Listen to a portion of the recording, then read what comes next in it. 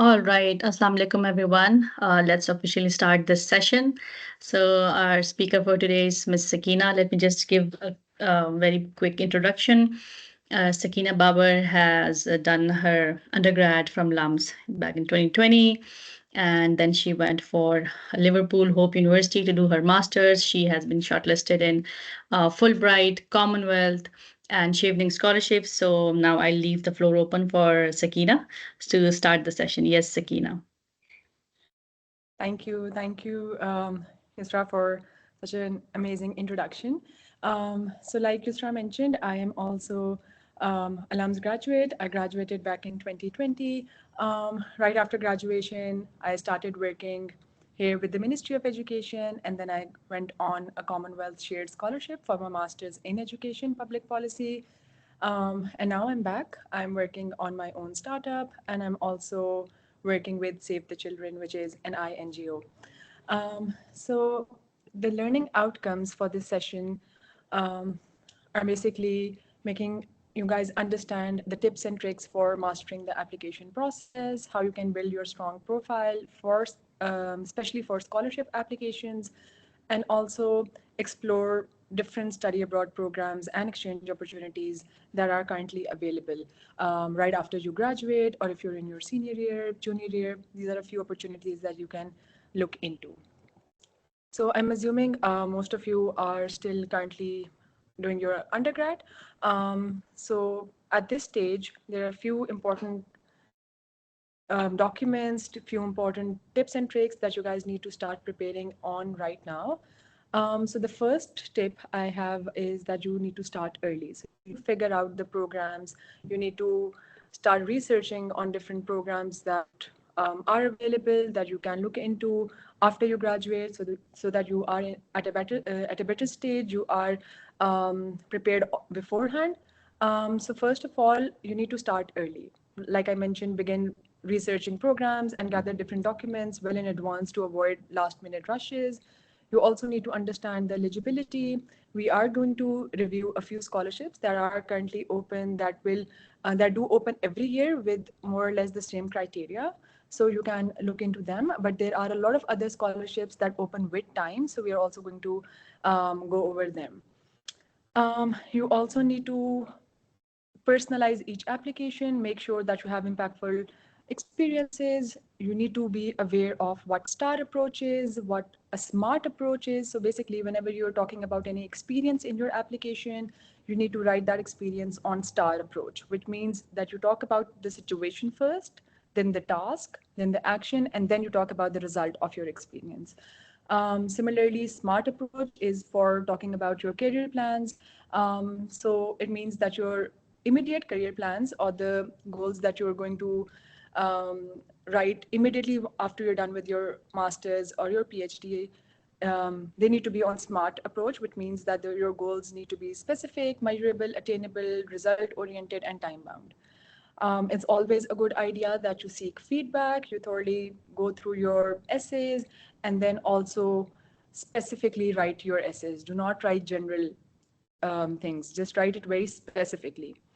Um, Before we move on to how you can build a strong profile for scholarship applications specifically, or for your master's application, we need to keep in mind that academic excellence is one thing, but your relevant experiences, your leadership roles, your community service, the research skills that you have, all of these things also have a lot of weightage. So at this stage, if you're obviously working towards improving your GPAs, you also need to start working towards making good extracurricular profiles or making good CVs. So a lot of people have this misconception that if you don't have a high GPA, you're not going to get the scholarship. But that is not true. A lot of people that I have helped, a lot of people that I know, they did not have great GPAs. It's about your whole profile. It's about how you have impacted your community in one way or the other. And a lot of people are also confused about the fact that maybe if we haven't have a very high leadership skill, leadership role, or if we didn't maybe lead a society, or if we didn't have a very extravagant experience is not going to be of any value, but that is not true at all. A small experience also has value if you write it properly, if you frame it in a sense that shows your personal contribution to that experience. So apart from your academic scores and your academic excellence, I highly recommend that you do some community service regarding your field. Even if it's not related to your field, you can still do something or the other to show your commitment to social cause or volunteering that resonates well with most of the scholarship committees. Also, if possible, participate in research projects, especially if you're applying for research focused scholarships. You also need to develop some transferable skills or work on your soft skills that you can mention. So, for instance, public speaking, writing, data analysis, leadership skills, networking skills, all of these skills also hold a lot of value.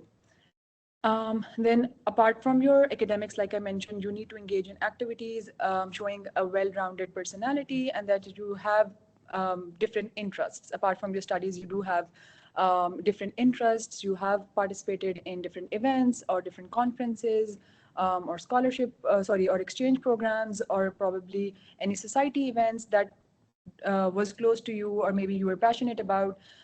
You need to have such projects in your CV. Of course, if you have any awards, any high GPAs, or probably if you're on Dean's honor list, that is also going to add value.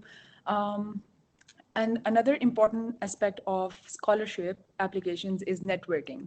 So you need to make sure that you have strong networking skills, or you could talk about them in your essays.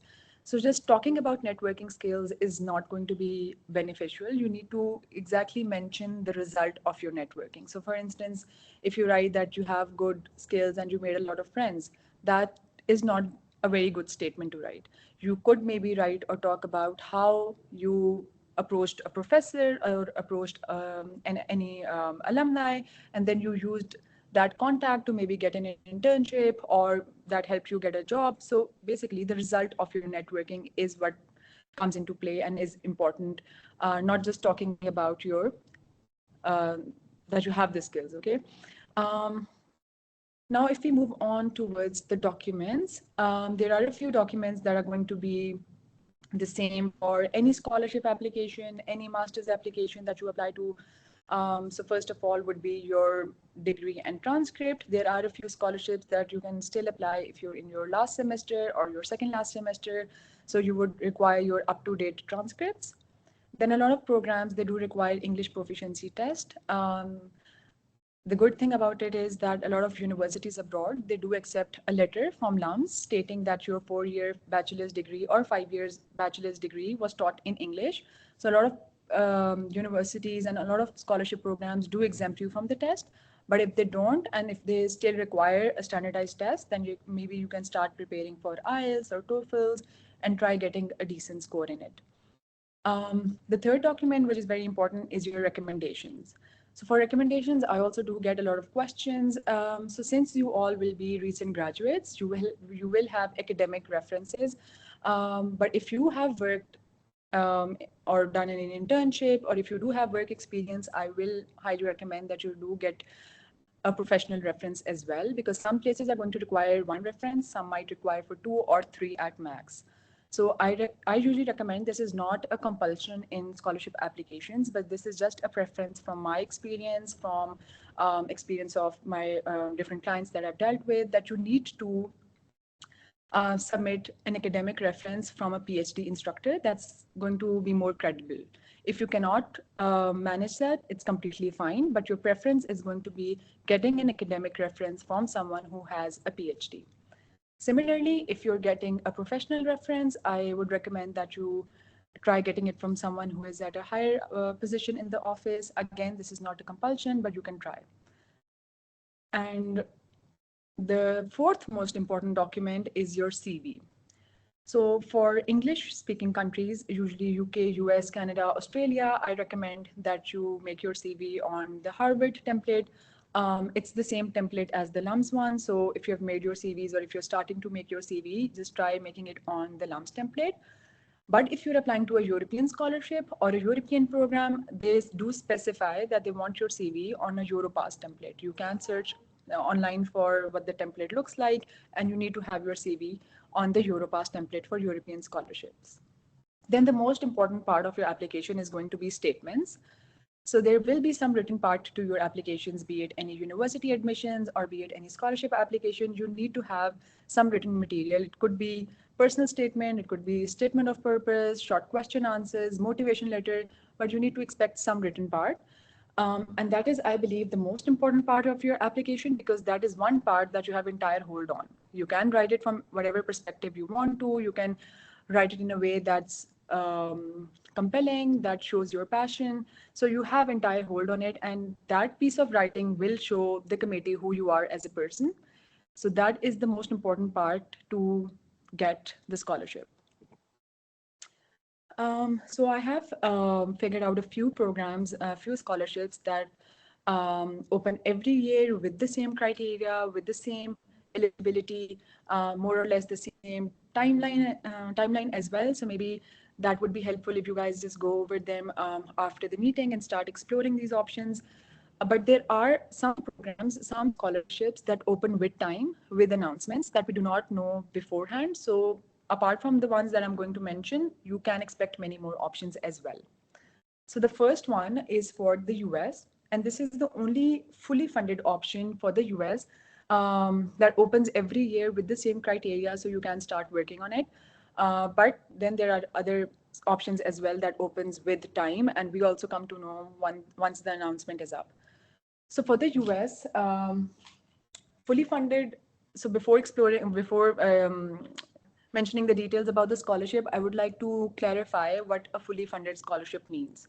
So a fully funded scholarship is basically funding that you get for everything. So you don't have to pay for anything at all, from your airfare to your living stipend to your rents, your tuition fee, everything is going to be covered under the scholarship.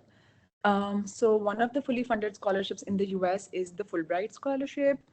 There is an additional document required apart from the documents that I just mentioned, that is the GRE. So you need to have a GRE to be able to apply for the Fulbright Scholarship. So right now is the right time that you start exploring what GRE is, start preparing for it, because you need to have a good GRE score to increase your chances.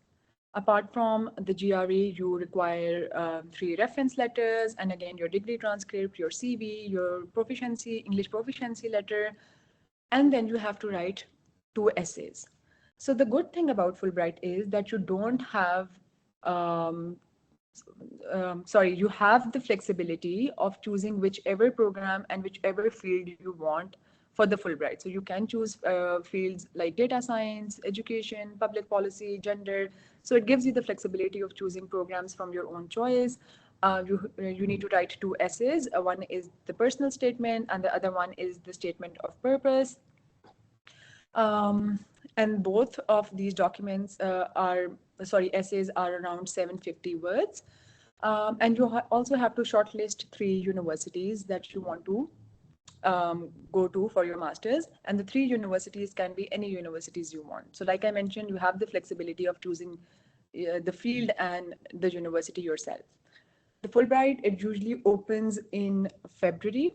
A few years back, it used to open in April. So when I was applying and I got shortlisted, the deadline was in April, but last year it was in February. And the thing about Fulbright is that it recruits the students a year before they go. So for instance, if you apply in this coming cycle, which is going to open in February 2025, you are going to go for the Fulbright scholarship in September 2026. So that is something that you need to keep in mind, because a lot of people are confused about the timeline of Fulbright. After you're shortlisted, you cleared the first stage, you do have an interview as well, and the interview is a bit technical. Mostly they do ask questions regarding your essays, the application form that you fill. So if you write your essays yourself and you do know what you have written, it's not going to be a problem for you. Then the second scholarship, so the US has only one fully funded scholarship that opens every year with the same criteria. But again, like I mentioned, there will be other options that open with time, so we can explore that. And in every country, You do have options of university specific scholarships. So that means that every university in the US or in the UK, Canada, Australia, and in every part of the world, all the universities, they do offer scholarships for international students, including students from Pakistan. But those scholarships are usually not fully funded. They're either 50% scholarship or they offer 75%. So it depends and varies from university to university. But the documentation is more or less going to be the same. They might ask you for your valid passport or any identification document, which could be your ID card. But there will be other options in terms of funding, especially partial funding.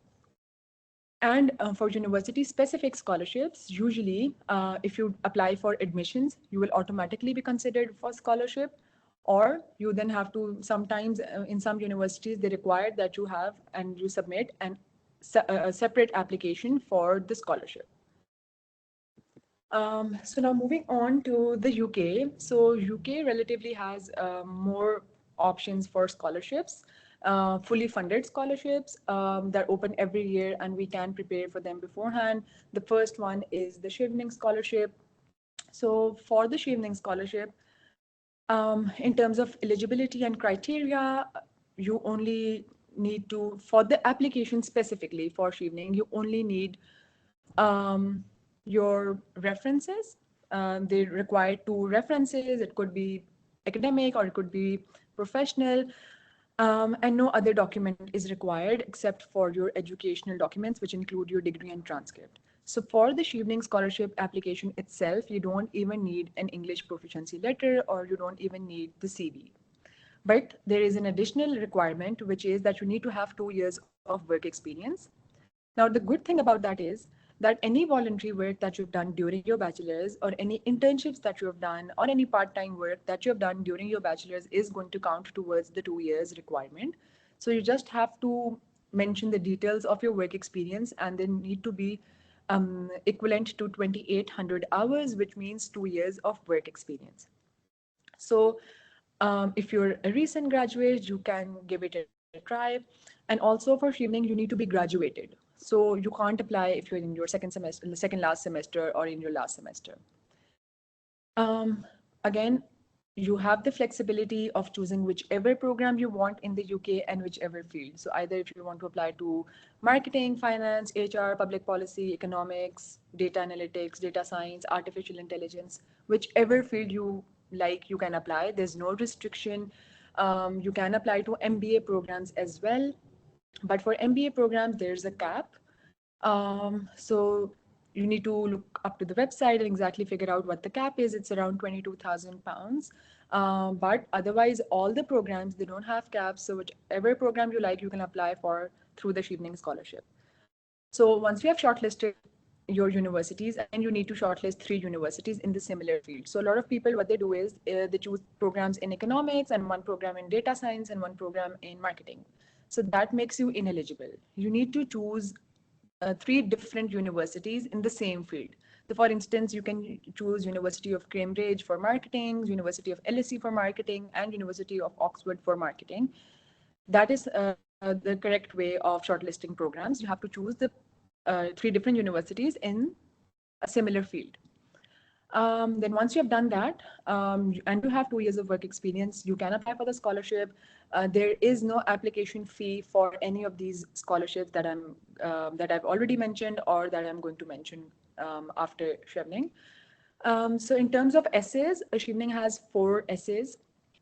Um, they are relatively shorter essays in a sense that you have to write 500 words per essay, and they have 4 themes. So the first essay is on your leadership and networking. Leadership and influencing. The second essay is on your networking. The third one is studying in the UK, and the fourth one is on your career plans. So the way you write your essays, again, like I mentioned, is very important because you just don't have to mention that I have leadership skills and I worked at a lot of higher leadership positions and all of that. You specifically have to mention what experience you have in the leadership team, or exactly what happened and how you can show your leadership. Again, like I mentioned, you need to write your experiences on STAR approach and make sure that you write very specifically. The words are less, they are 500 words, and even if you have 3 examples, you mention those examples, but on STAR approach, so that specifically your result of the result of your experience is mentioned explicitly. Similarly, for your career plans, you need to make sure that your immediate plans are very realistic, and your long term plans, they can be exaggerated, they can be whatever you want, because the long term plans are 5 to 10 years after, sorry, 10 to 15 years after you're done with your masters. So you can apply, you can write anything you want. Just make sure that your short term and long term plans, they are aligned and they make sense. So your short term plans should build up to your long term plans. So study in the UK again, the essay is relatively simple. You need to mention the 3 universities that you've chosen and talk about why you've chosen those universities and be specific about it again. So I'm repeatedly saying be specific, because there are a lot of people who just write vague things, general things that the committee knows already. So you need to make sure that you write specific points. For instance, if you're explaining why you have chosen LSE, you specifically mention the course modules that you like or the professors that you like and you want to study with in your course. Or maybe you can talk about its ranking and specify where did you read or got the statement from, so you can reference the piece of numbers that you write. Or you could also talk about the reputation, or if they have any unique element, like if they offer internships or if they have a very good research center, you can talk about specific things in your essays. So the timeline for this scholarship is usually it opens in August and the deadline is after 2 months. So the deadline, for instance, this year, the scholarship opened on 6th August and the deadline was 5th November. So you have ample time to figure out your essays. But since the scholarship allows you to apply to any field and any university, you can start looking up for courses right now if you want to apply right after your graduation. Um, it does not require GRE, it does not require IELTS or any other test. So you can simply apply with your degree and transcript. And if you have 2 years of work experience, then you are eligible to apply for this scholarship. In terms of when you will go for your master's, so for instance, if you apply this year, if you had applied this year, you will go next year. So like Fulbright, it does not take long. If you apply, for instance, a lot of you are going to graduate next semester, next year, I'm assuming. So if you apply in 2026 cycle, you are going to go for the masters in September 2027. So after 7 to 8 months, you are, if you get shortlisted, you do go for the scholarship. Like Fulbright, Shivning Scholarship also has an interview, and the interview is relatively easier than Fulbright. So comparing the 2 interviews that I've given, so the Fulbright interview was a bit technical. I would say it's a shorter interview and it was a more intense interview, I would say, in regards to Shivning, because Shivning was a bit more relaxed. It was 30-minute interview. So nowadays it's an in-person interview, but it's not a very difficult interview. So if you make it to the interview round, then you have higher chances. Again, if you've written your essays yourself and if you have prepared your drafts yourself, and if it's your own unique story, you will not have to worry about the interview at all. So in terms of, I think we have covered everything for Shivning. So now moving on to the next fully funded scholarship for your master's in the UK, it is Commonwealth Scholarship. So Commonwealth Scholarship has 2 streams. So it has Commonwealth Masters, which is the general scholarship, and then it has Commonwealth Shared, which is a separate scholarship, but they both come under the Commonwealth scholarships. So if you first talk about what Commonwealth Masters, which is the general scholarship, what that is about. So for this scholarship, again, like Shivning, you don't have any restriction on programs. You can apply to any program in the UK. You can choose any university, any field. So it does not restrict you in that sense. You don't even need work experience for Commonwealth Masters. All you need is your degree and transcript.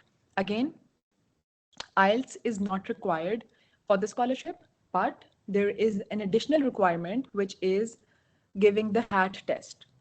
So what the HAT test is, it is basically a test which is conducted by the Higher Education Commission, HEC. In Pakistan, it is conducted multiple times throughout the year, and you can give it in whichever cycle you want, because once you give the test, it is valid for 2 years. But the HAT test plays a very important role in your Commonwealth Masters scholarship, because you need to at least have 70% marks in the HAT test. So the HAT test has English and questions in regarding English, or basic questions regarding math or analytical questions, but you need to prepare well for the HAT test to be eligible to apply for Commonwealth.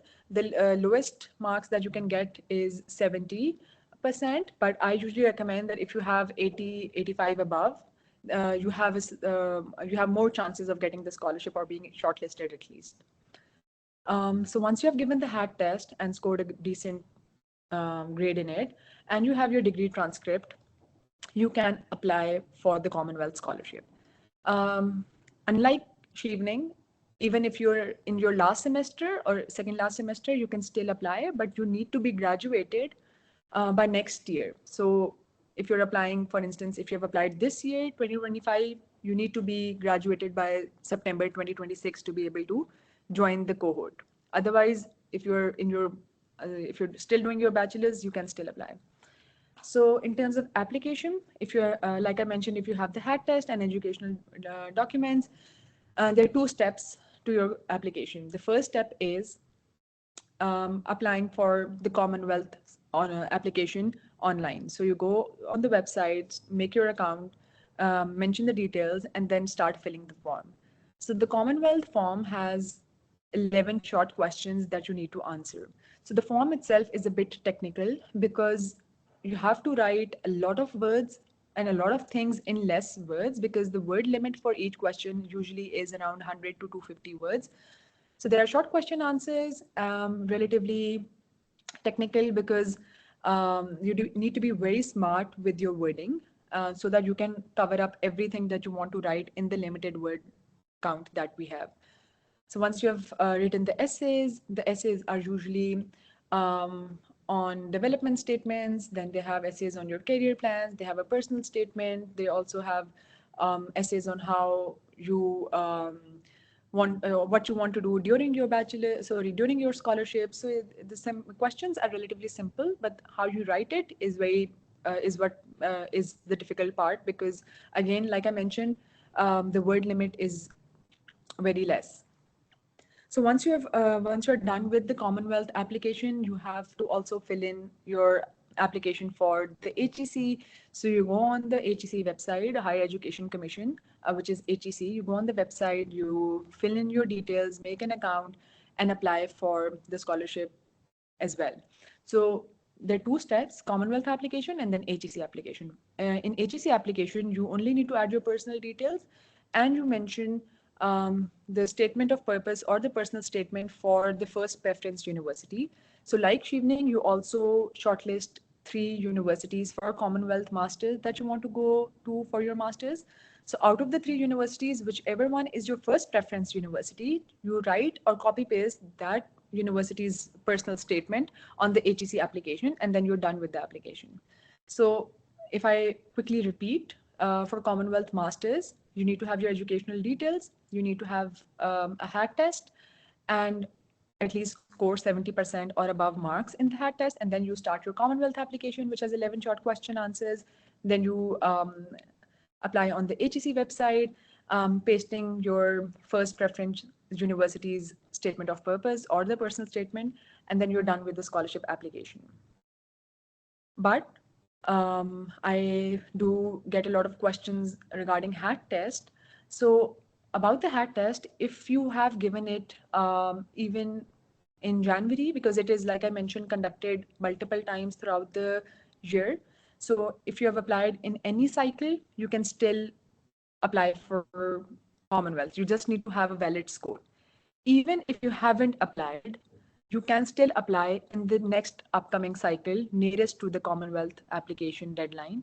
and your application is still going to be considered. So for instance, the application deadline this year was in October, and the HAT test was just conducted yesterday, So deadline was in October and the test was in November. So the nearest test after the deadline, you can still apply, and your scores will be eligible and considered.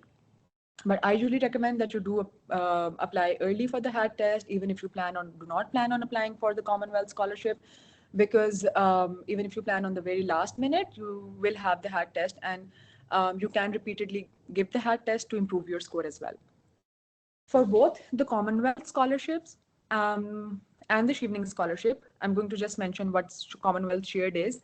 But for all these three scholarships, Chevening, Commonwealth Masters, and Commonwealth Shared, applying to universities is a separate process. So, for example, you have shortlisted 3 universities for Chevening, and then you have shortlisted 3 universities for Commonwealth Masters. You will write and mention those universities in the application form. But getting the admission letters in those universities is your own headache. The scholarship committee is not going to assist you with that. You will need to do that yourself. At the time of application, you do not need a valid offer letter, so you can apply to universities later on as well.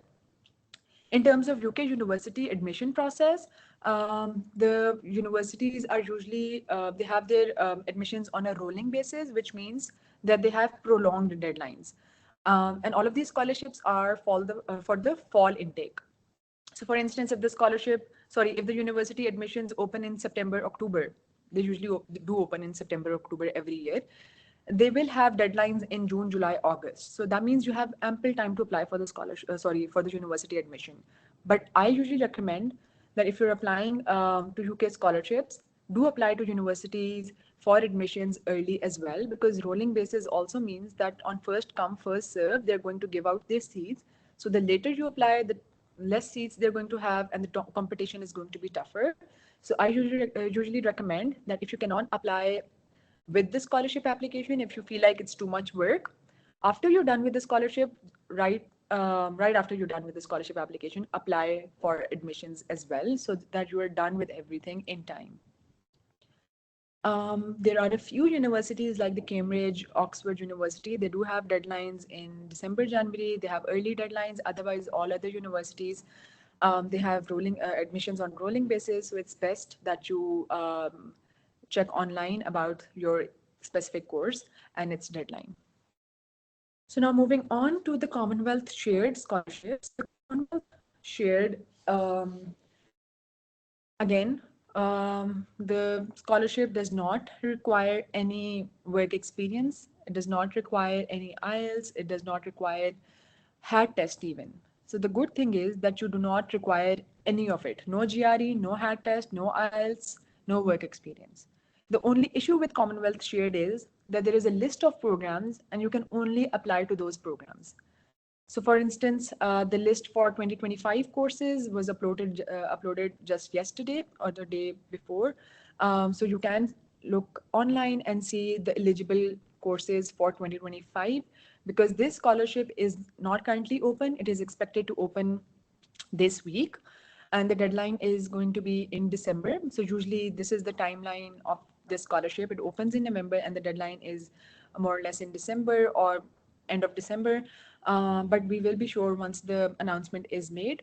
But the courses, the list of courses is out, so you can check the courses. So you can't choose a program from your own choice. It does not give you the flexibility of doing that. You need to choose the programs that are mentioned in the list. So there are a lot of programs ranging from marketing to artificial intelligence to development courses in education, health, public policy. They even have some MBA programs. So you need to exactly figure out which one do you like. But the good thing is that you can apply to multiple programs. So like if you figure out 5 programs that you like and they're in more or less the similar fields, you can apply. So for instance, when I was applying for Commonwealth Shared, I applied to 5 different programs. 3 were in education and 2 were in gender. And then I got nominated for 2 programs in education. So it means that if you're applying to similar fields, that's completely okay. But for instance, if you're applying to artificial intelligence and if you're applying to public policy, that are not very related. So it's better that you apply to multiple programs, but in similar domain. For the scholarship, again, you only require your educational documents, even if you're currently in your second last semester or your last semester, you can still apply. You just need to be graduated by next September so that you can go for your master's. And you have to fill in the application form. And similar to the master's, Commonwealth master's application, Commonwealth shared application also has 11 short question answers that you need to write, and then you're done with your application. For this scholarship, you also need 3 references. So the documentation is more or less the same. It's just that you don't require CV and IELTS for these scholarship applications. Otherwise, you would require educational documents and your essays and reference details.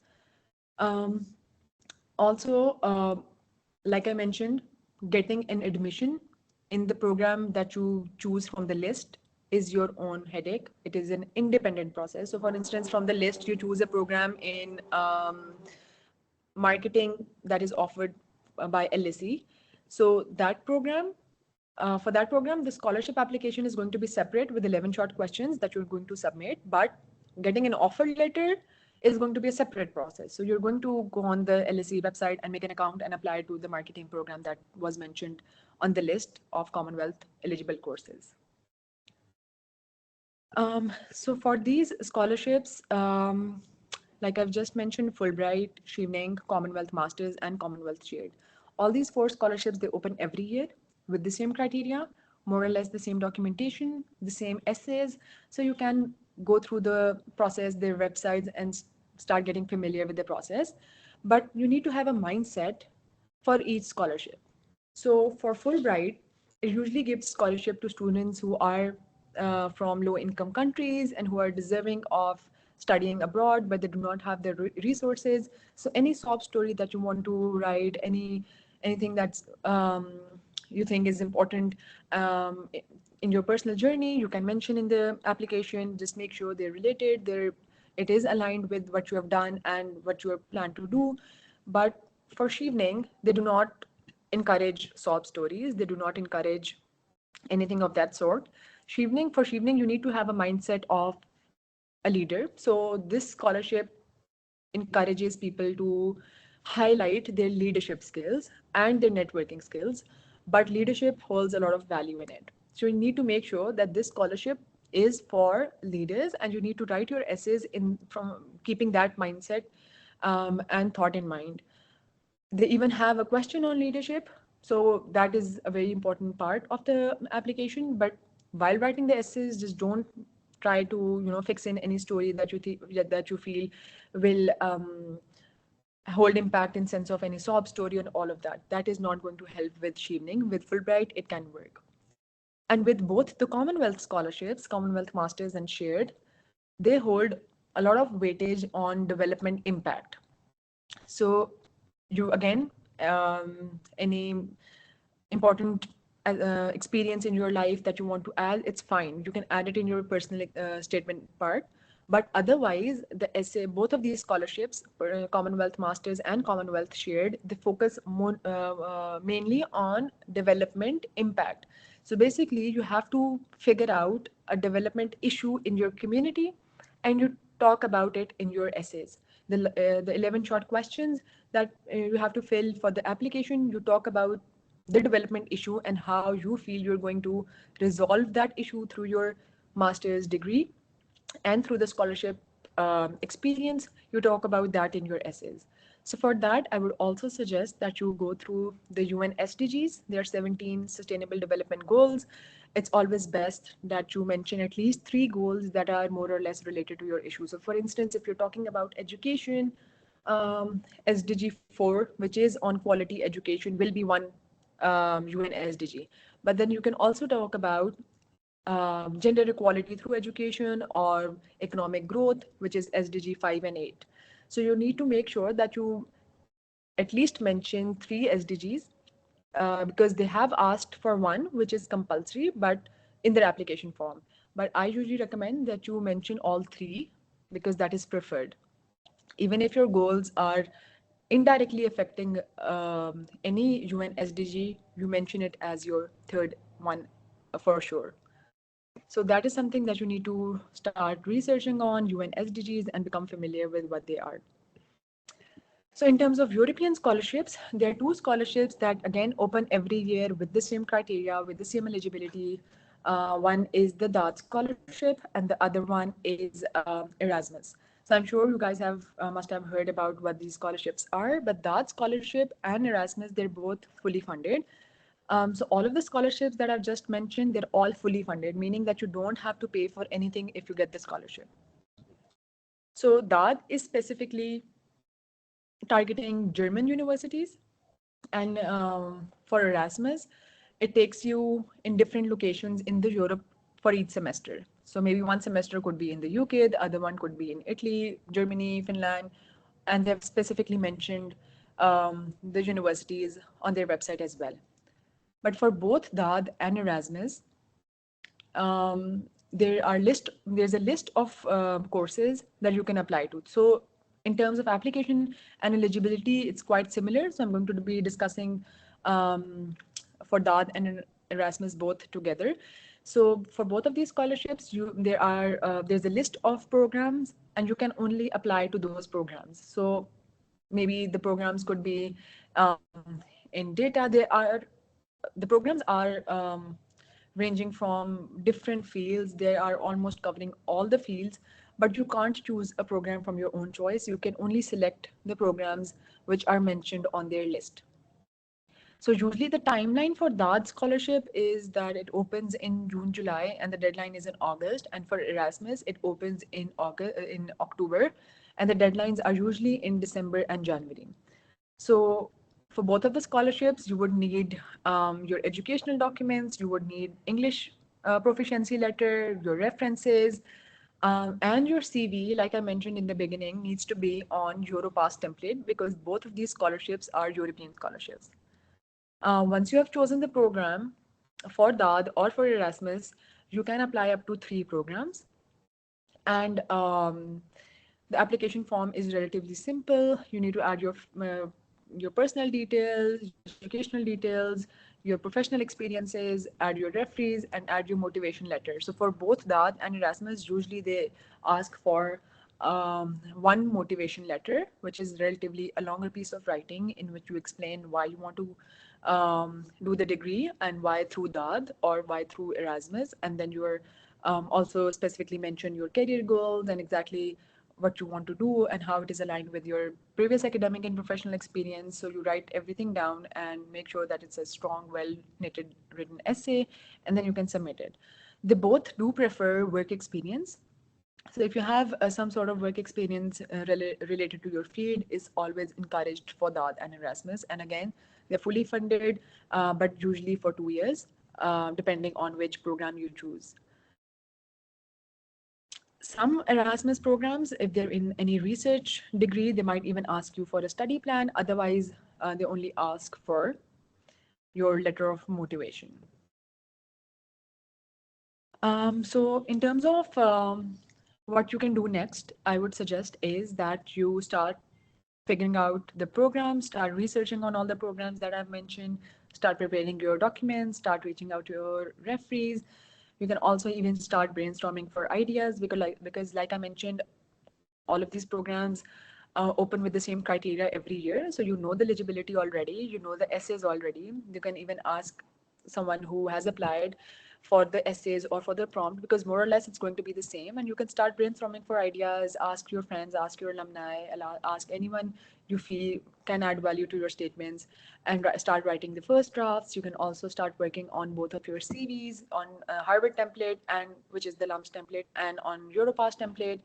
You can also start looking up to what smart approach is, what a star approach is, because these two approaches are going to be used in any application that you do, be it for your university admission or be it for your scholarship. Also, you can start figuring out if you're confused in which field you want to do. You can start researching on different websites. So a good approach is that if you, for instance, are confused between HR and marketing, so you can choose a master's program in marketing in any university and then choose a master's program in HR and then see what the alumni are doing or what the graduates are doing. And if it resonates with what you want to do, maybe then you can choose the field that you more align with. So a lot of people are also confused about which field they want to do their masters in. So that is a good approach. Otherwise, you can reach out to your professors, your seniors, and start talking about and discussing your future plans and your master's plan. Also, like I mentioned, GPA is not the only criteria for scholarships. There are multiple things that the committee sees. So during my masters, I was also working with my university in the UK in the admissions office, and I've seen firsthand what they see in shortlisting applicants. So I was working in the international admissions committee, and I could see that GPA is not at all the criteria. They have multiple things that they look into. So, for instance, your extracurriculars, your leadership skills, your networking skills, because they also want, especially for scholarships, they want to see if people can also add value to their program, not just it's going to be a two-way thing. So they're giving you funding for your masters, and they're giving you stipend so that you can focus on your studies. So they also want something out of you, which is adding value to your program. So networking in the different conferences that usually the scholarships arrange, or being part of different workshops, seminars, just having good relations with the alumni, or having good relations with your fellow colleagues. All of these things matter when you're writing your essays. And again, like I mentioned, you need to be very specific about your plans. So you need to add details, and how you're going to add details is using the STAR approach if you're mentioning any experiences, because the word limit is limited for every essay, every scholarship. So you just can't write everything that you have done. You have to pick and choose the experiences that you think will add more value to your application, and you think is going to be most related to your field or your career goals.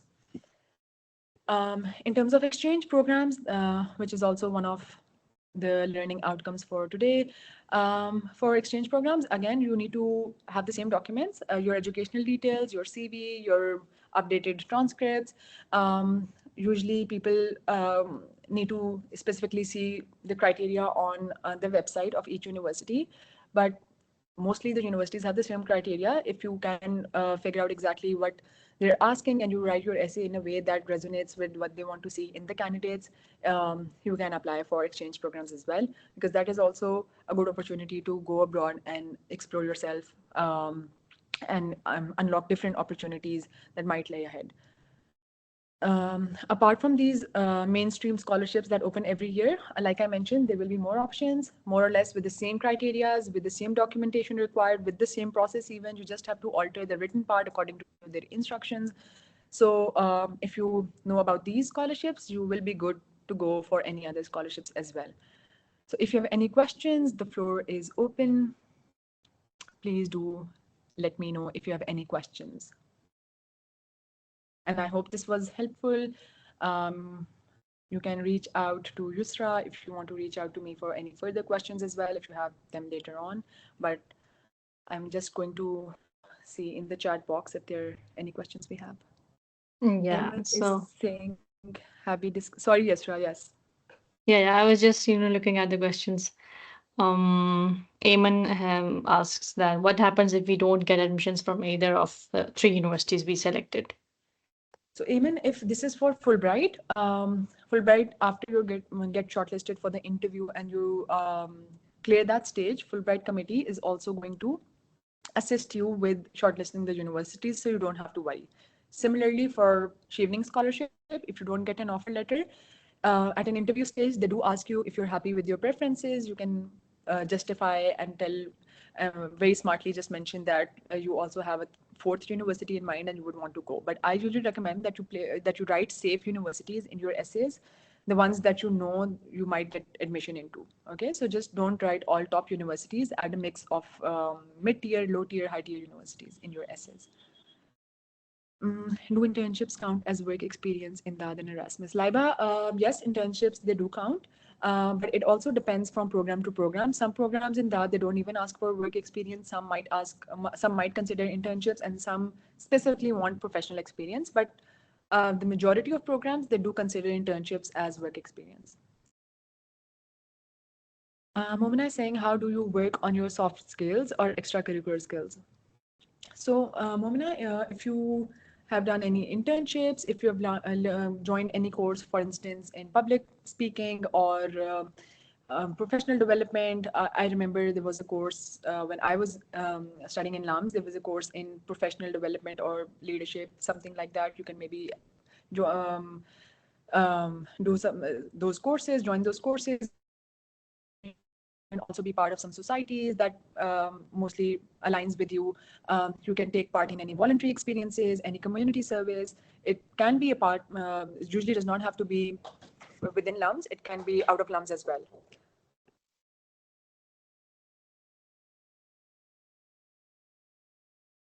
Yeah, so we have a question in the question answer section as well.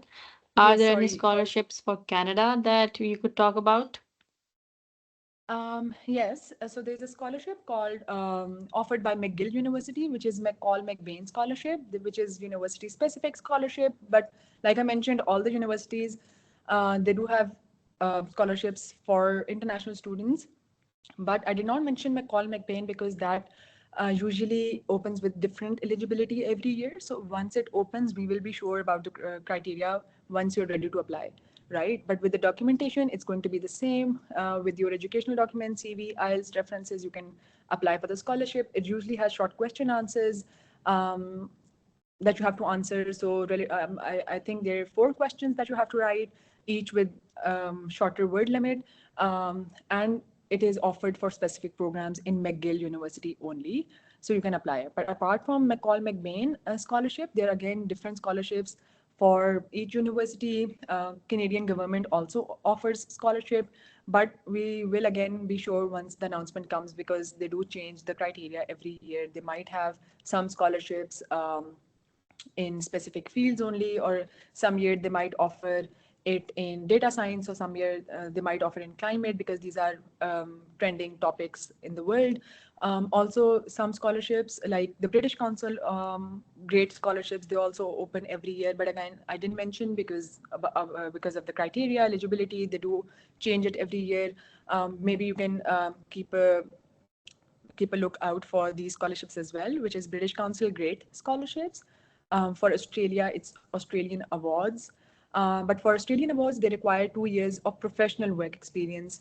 So after your LUMS, after you graduate, you need to do 2 years of professional work experience, and then you can apply for that scholarship. So that is why I did not mention, because I felt like this is not very relevant to maybe at this stage. Also, Queen Elizabeth Scholarship also opens every year, but again, with different criteria altogether. And these are some are fully funded, some are partial funding. So you'll have to see when the offer and the announcement is up. Okay, so what extracurriculars would you recommend for people planning to pursue econometrics or something related to their masters? So Aryan, again, like I mentioned, um, a mix of everything in your application is always good. So, for instance, if you have good GPA or decent GPA, if you have voluntary work, if you have internships, and if you have professional work. So these a mix of all of these things is going to add value. So it does not really have to be related to econometrics. It should be, but if you don't have it, you can talk about transferable skills. So for instance, if you worked in any blood donation, so you could talk about how you developed leadership by encouraging others who joined the donation drive with you, or maybe you could talk about your networking skills, how you just encouraged others to join. So talking about transferable skills in experiences that are directly not related to your field is also a good idea. And also, volunteering has a lot of value abroad. So a lot of programs, they like people who have volunteered or who have done something for the community for free or out of passion. So that is something you guys might keep in mind or might explore. Does work experience voluntary before bachelor's count? Yes, Larib, Zainab, experience or voluntary work before bachelor's, it does count, like I mentioned during the meeting as well. Eamon, I've already answered your question. You can talk about transferable skills, Eamon. Nimra is saying for Commonwealth Shared Scholarship, I intend to apply to 5 programs which are all related, but this time they have placed it under different themes. That is completely okay, Nimra. If they're placed under the different themes, you can still apply. Just make sure you edit your essays accordingly. So wherever you're mentioning your theme, just edit a theme specifically, whichever you're applying under, and that's completely okay. Because when I was applying, I also applied to programs in different themes. And yes, you need to submit 5 university applications and 5 separate CSE applications. I would suggest that if it is too much work, just don't focus on quantity, focus on quality. Maybe you can apply to 3 programs and focused programs instead of just applying to all the programs. And also, offer letter is not part of your application stage. So once you're done with the scholarship, the deadline I'm assuming is going to be mid-December, 18th, 20th December, but let's see when the announcement comes. So you can apply to the 5 university admissions later on as well, after you're done with your Commonwealth applications, 5 of them. You can apply to universities later on, so that might also ease work for you. Do we need to get transcripts attested? For these specific scholarships that I've mentioned, you don't need to get your degrees attested. But applying to German universities or European programs or universities, they might ask for attested HEC copies. So if you have time, I would recommend all of you to just get your degrees attested if you plan on, applying to other programs in Europe as well, because that's going to make it easier if you do change your mind later on. Do you know any partially funded scholarships that are relatively less competitive? So Aryan, I would suggest that you check university-specific scholarships. So, for instance, University of Nottingham has a developing solution scholarship, which is offered in specific fields like engineering, social sciences, and there are different fields as well in it. So university-specific scholarships are relatively less competitive, but with these scholarships that I've mentioned, a lot of people feel that they cannot get it and it's impossible that they might even be shortlisted for these scholarships. That is completely not true, because people like you and people like me can get the scholarship. So it's just that you focus on all the components of your application, not just your essays or not just your GPA or not just your references. Try as making each component strong, and also do take guidance if you are not sure about what to write. And it's okay if you're rejected in the first stage. It's okay if you don't make it to your favorite scholarship in this year. You can always retry. But once you get the scholarship, it is a great opportunity. So even if you can afford masters, I would recommend that you do apply to these programs, because not only with your it eases you with the with finances, but it also gives you opportunity to attend networking events that you would not be able to do it otherwise. And it allows you to have a network of alumni for life, which is very helpful with your career plans, with your jobs, with everything in future that you want to do. So it's a very helpful network, and also you get to attend a lot of conferences, workshops, and travel a lot throughout the country to grow as professionally and personally. So getting the scholarships not only eases your finances, but also has a lot of perks and benefits. From where we can get our essay draft reviews, as I'm not confident. Mumna, you can reach out. I can also help you with it, or maybe you can reach out to different LUMS alumni who have gotten the scholarship. And do embassies require English proficiency at the time of interview if it is not a requirement for the scholarship? Was there embassies for visas, if you're talking about visas? So if you get one of the scholarships that we just discussed, your visa and everything is going to be sorted, and you will be guided about it by the scholarship commission step by step. So you don't have to worry about English proficiency, but usually they do not require it. But again, every scholarship has its own criterias. Apart from the ones that we've discussed, if you're applying to some other scholarship, they might ask for it. So it's best that if you have time, you just get the LUMS letter, because like any other English test, like IELTS and TOEFLs, they're all valid for 2 years. LUMS letter is also considered valid for 2 years at a lot of places. Does TA-ship count as work? Yes, Aisha, TA-ships, they do count as a work experience.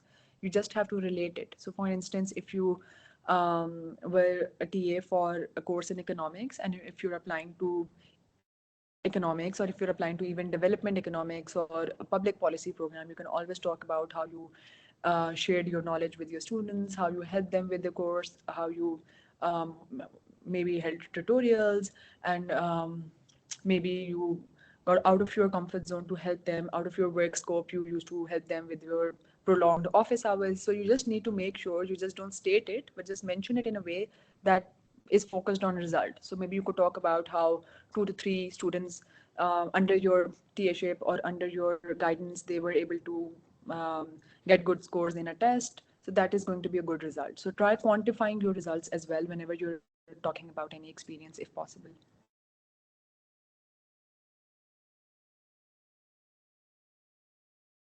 Okay.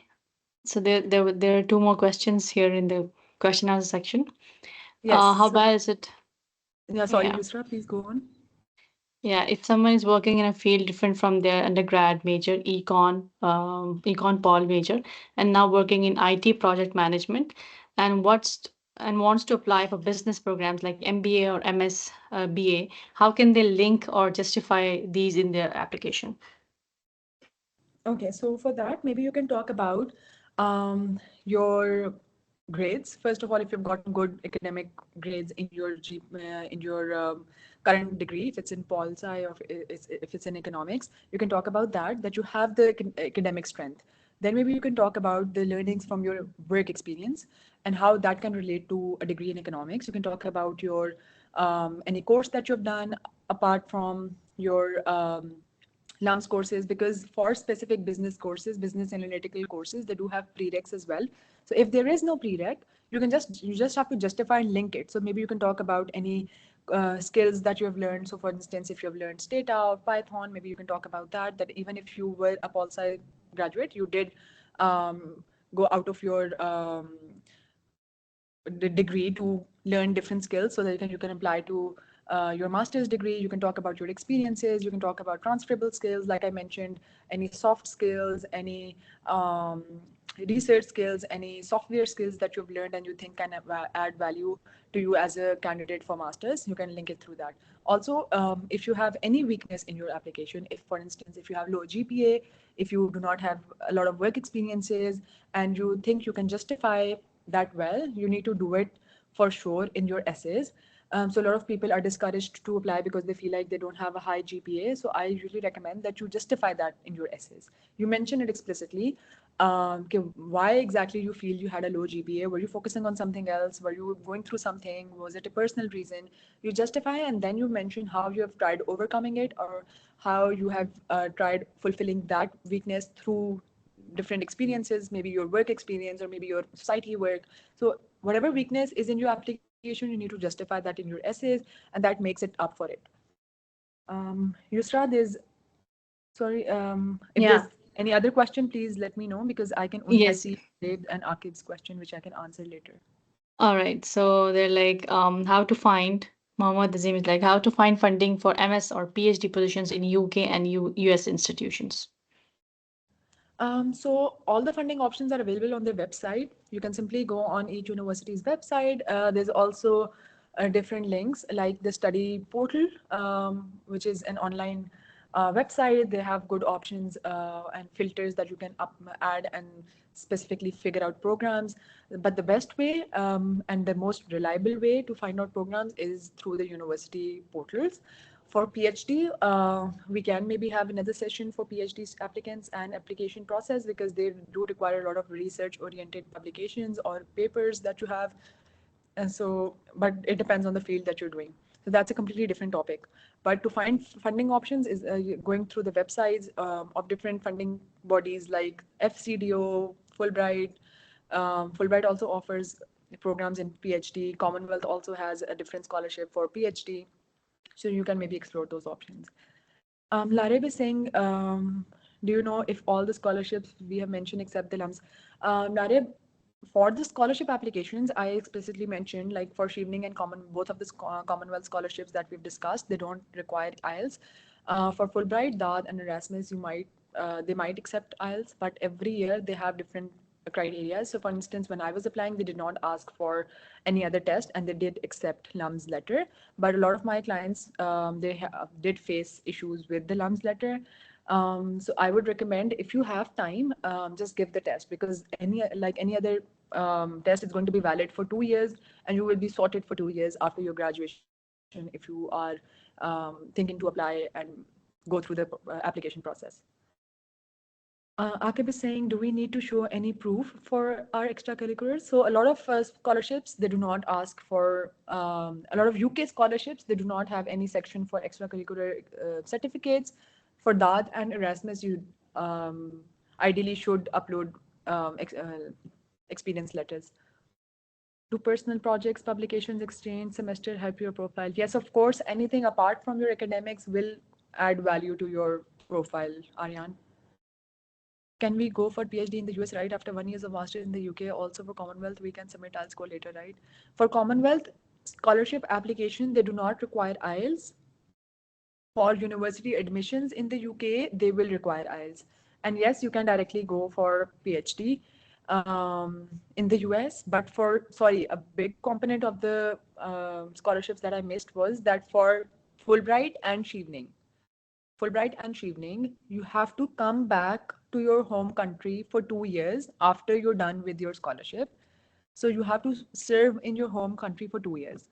For Commonwealth Masters and Commonwealth Shared, you have to return to your home country, but there is no restriction on how long you can stay.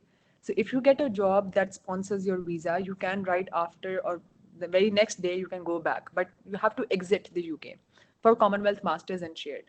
And for DAD and Erasmus, you can stay in Europe or in case of DAD in Germany for 6 months to find a job, and there's no compulsion of coming back. So Nimra, if you're applying through Fulbright or Schevening, then you have to stay in Pakistan for 2 years and then wait for your PhD. But if you're applying through Commonwealth Masters or Shared, you can go right after. Okay, so Michelle says, generally, what is considered a good GPA to apply for scholarships, especially in humanities fields such as history, religion, or anthropology? Okay, so Michelle, a safe GPA, I would say, is having anything above 3, but there's no strict cutoffs for any of these scholarships. But for university admissions, they have cutoffs. So if you're mentioning, for instance, Cambridge in your profile, or if you're mentioning Harvard or NYU or Cornell in your applications, they might have cutoffs. So it's better you add universities that do not have GPA cutoffs or they have cutoffs that match your GPA. But usually for scholarships, if you're talking about specific scholarships that we've discussed, there's no specific GPA cutoff. Anything above 3 is considered decent, but if you do not have a GPA that's higher than 3.0, that's also fine. You just have to justify it in your essays. So I know people have gotten the fully funded scholarship on a 3.8, a 3.9, but they did have, and they did cover up for it through their through other components of their application. Okay, so how bad is it for in my application if I have one withdrawal on my transcript? Again, like I mentioned, any weakness you just have to justify in your essays. It does not look bad if you justify the reason, if you give the reason, it's okay. All right, I think we have covered all the questions. Guys, are there any more questions? No? Yeah, so it means you've pretty much explained everything, Sakina. Thank you so much for your time for this insightful and informational, session.